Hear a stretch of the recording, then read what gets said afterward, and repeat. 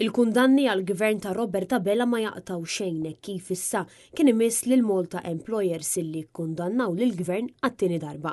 Din id-darba fuq l-indiċi tal-korruzzjoni illi tħabbar ftit tal-ġranet ilu. Fi stqarrija, il-Malta Employers esprimiet tħassib serju tagħha dwar il-fatt illi pajjiżna spiċċa fl-inqas pożizzjoni fil-klassifika tal-indiċi tal-korruzzjoni internazzjonali. Bl-assoċjazzjoni tkun aktar imħasba dwar il-fatt illi din l-aħbar ma ġabriġ biżejjed attenzjoni u bekk qed jinħolo ambjent ta' normalità fejn tidħol il-korruzzjoni.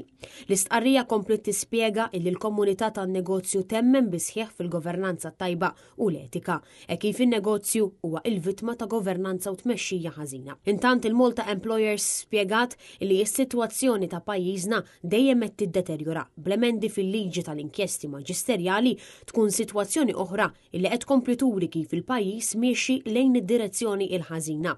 Bil-Malta Employers jistqarru illi jekk skont il-gvern din il-liġi hija waħda bl-intenzjoni li jitnadda fil-pajjiż u titnaqqas il-korruzzjoni mela l-pajjiż verament miexi fid-direzzjoni l-ħażina.